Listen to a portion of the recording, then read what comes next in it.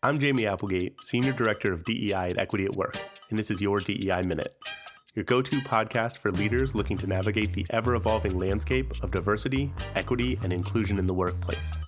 Whether you're just starting out with DEI or looking to sustain your long-term successes, each episode will provide you with the actions you can take to move DEI forward at your organization, all in 15 minutes or less. Join us every other week as we break through the noise and help you do DEI right. Let's get to it.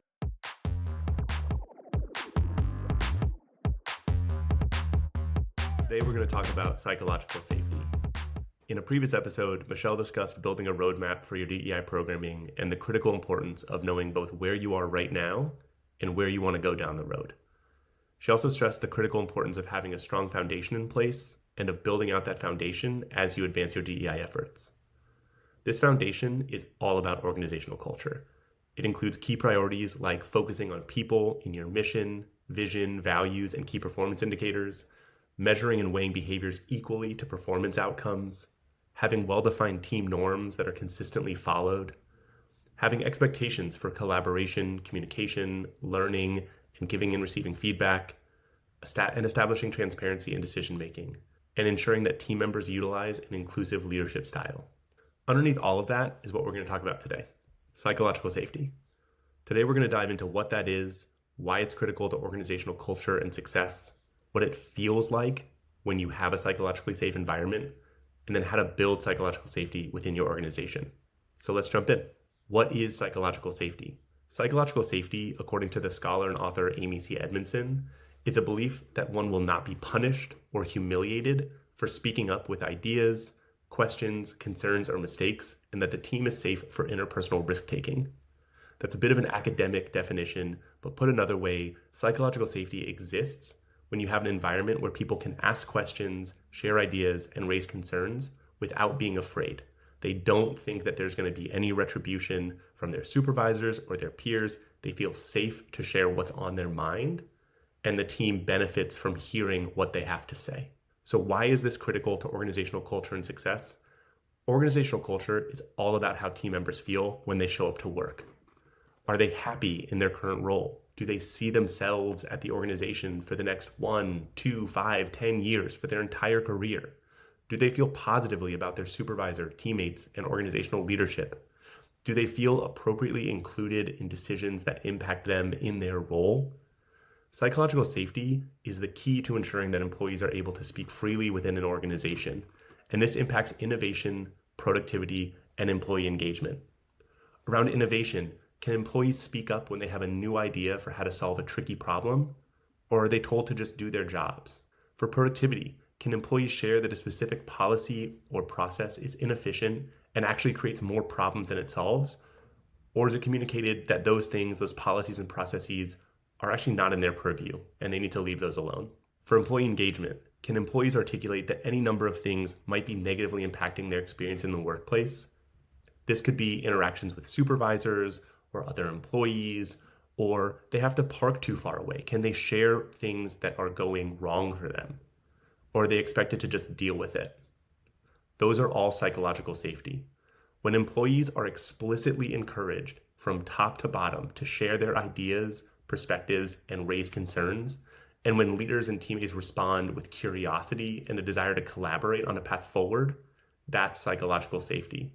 And it increases innovation and productivity and employee engagement by tapping into the best resource any organization has, its people.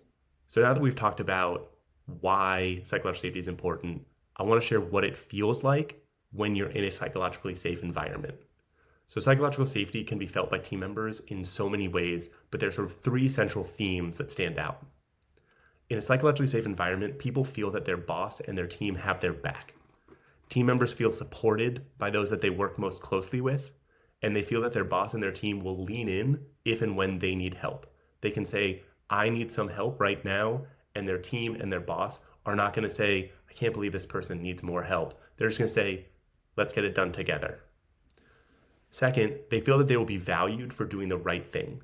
This has to be messaged consistently, and it has to be messaged from the top down as organizational values. And it aligns with identifying and measuring behaviors, not just outcomes. If we are only focused on did we meet this goal and not how did we meet this goal, we're going to struggle because people are going to try to cut corners and just get to the best thing possible, as opposed to doing things the right way and making sure that we are acting in ways that move the organization forward. And finally, employees in a psychologically safe environment feel that they and others are treated fairly.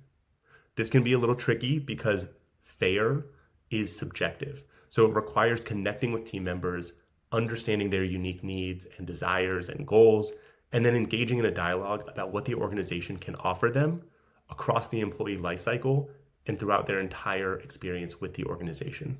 Okay, so we've talked about what psychological safety is, why it's important, and then what it feels like. So now we're going to get to the good stuff. How do we actually build it within our organization? And there are many ways to foster a psychologically safe culture. I'm going to list 10 key actions and behaviors that leaders and team members can do and give a little bit of extra for each of those.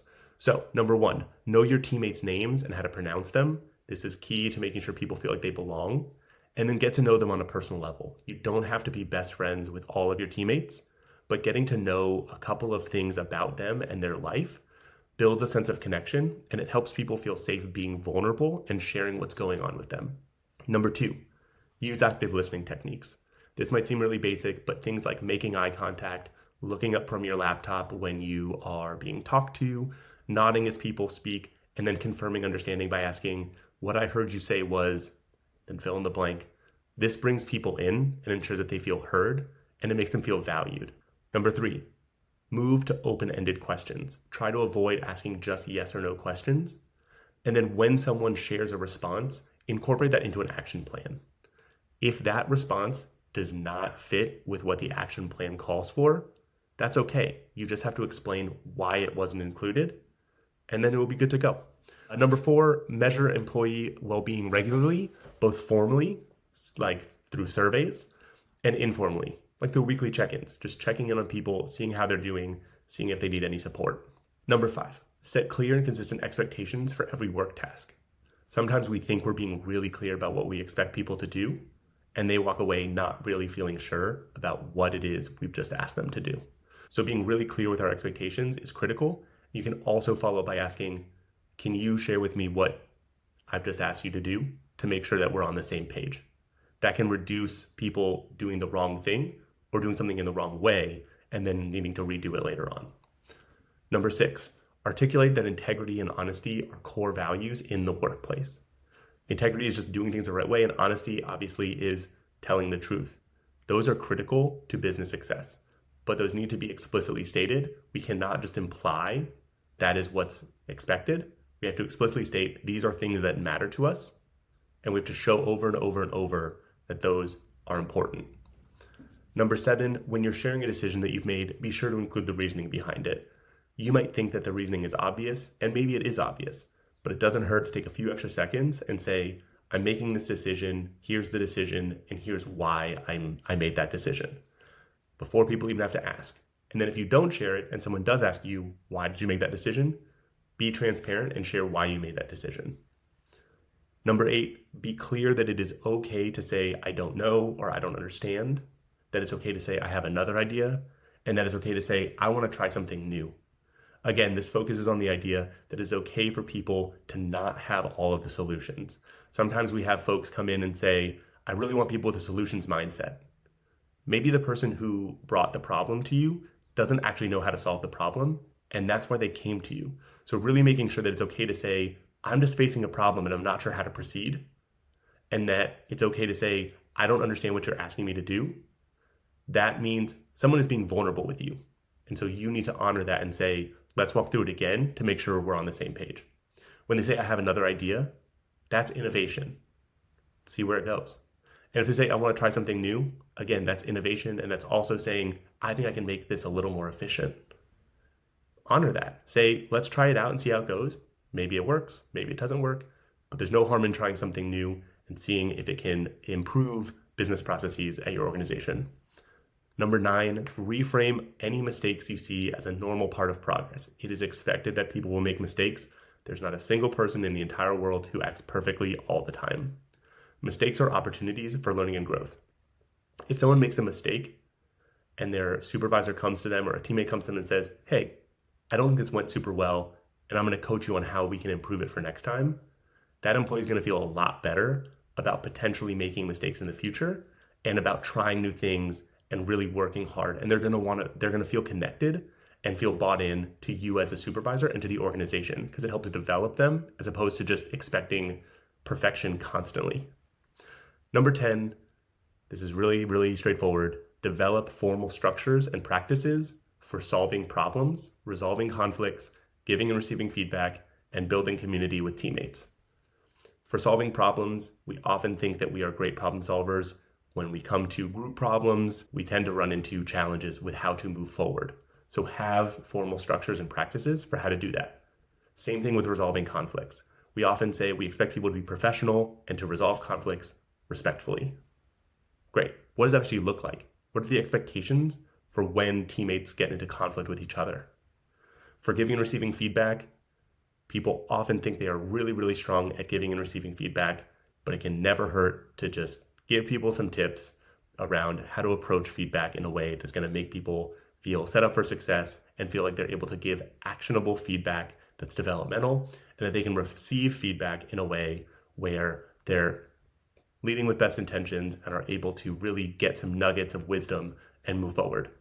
And for building community, we often expect people to build community kind of in the spaces in between work tasks. They do it at the water cooler, they do it over a quick coffee or lunch, but having set rituals where people can spend time together, and the key purpose of that time is just to make connections, it pays huge dividends in business outcomes, because people will get to know each other and they'll feel more likely and more positively about leaning in to support each other as they go about their workday. So those are the 10 key behaviors and actions that you can take. But remember, building a culture of psychological safety, it's a process. It is not going to happen overnight. There will be big wins you have. You will see huge things where people come to you and say, hey, I don't know how to do this thing. And that's big, that someone says, I don't know, and is comfortable being vulnerable with you. There will be significant challenges where you're still not getting where you want to go, and you'll make tons of little adjustments along the way. At points, you're going to feel like you're making mistakes, and you probably will make mistakes, but that's a part of psychological safety. It is okay to make mistakes. It is expected to make mistakes. And you as a leader can model that those are valuable learning opportunities for learning, and they can help drive your organization forward. You can share with your teammates, hey, here's a mistake I made, and here's how we adjusted. If you as a leader can say, I'm okay making mistakes, so you can be too, it's going to make the team feel more comfortable, really pushing the envelope forward, really getting things done. And that's a wrap. I'm Jamey Applegate, and that's your DEI Minute for today. Thank you so much for listening. That's a wrap. I'm Jamey Applegate, and that's your DEI Minute for today. Thank you for listening. Please be sure to follow us wherever you listen to podcasts, and don't forget to leave us a review. If you ever have questions, please visit our website or send us an email. You can also sign up for our newsletter and follow us on LinkedIn, YouTube, Twitter, and Instagram. Links to everything can be found in the episode notes. This episode was edited and produced by Podgrowth, with podcast art by me, Jamey Applegate.